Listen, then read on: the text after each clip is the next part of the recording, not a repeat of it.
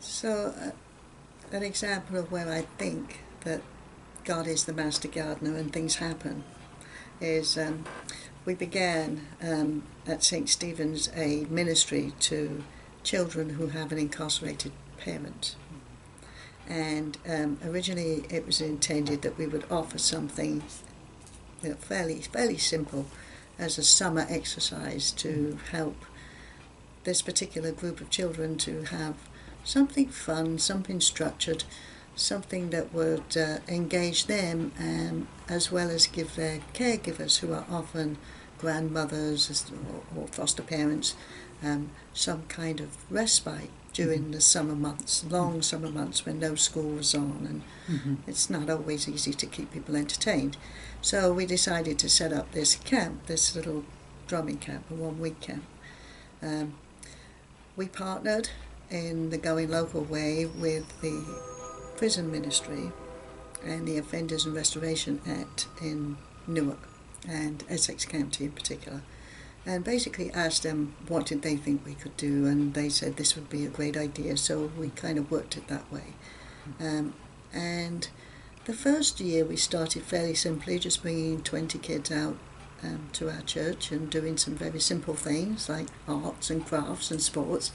And we have a good music director, so she suggested that we did some drumming, so she borrowed some African drums from her school and brought them along, and that was wonderful. We didn't have that many the first year, I think we had 8, so we kind of rotated the kids and we fed them and we learned a lot. And this is where God is the master gardener, because it's always a two-way street. We learned more from those kids than they probably learned from us the first year. And we discovered that it's all about relationships. It's not about program. All about relationships. And that's all that matters at the end of the day. And many of the kids would come burdened with their troubles, but able to live and be happy and joyful in the moment in ways that we probably wouldn't even conceive that we could do so, given the troubles that they have and the stresses of their little lives as they've lived them.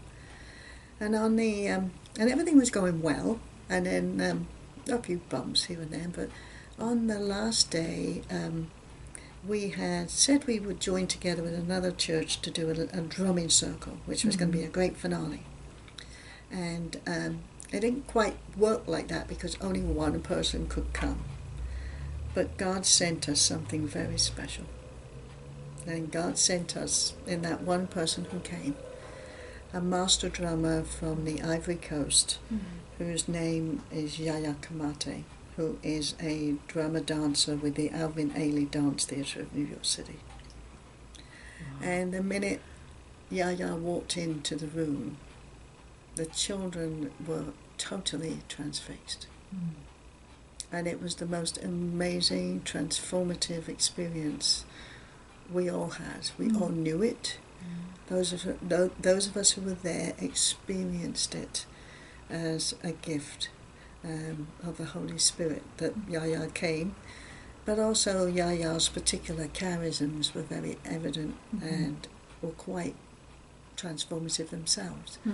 And we referred to him that very first time. We said he was the angel of the Lord called Sheelagh, who descended into the camp and basically transformed the experience from something which was wonderful to something which was extraordinarily remarkable.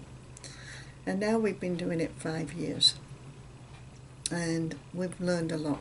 But again, the big thing that we got from this is that in order to cultivate the right environment, we need to be 100% present to the children.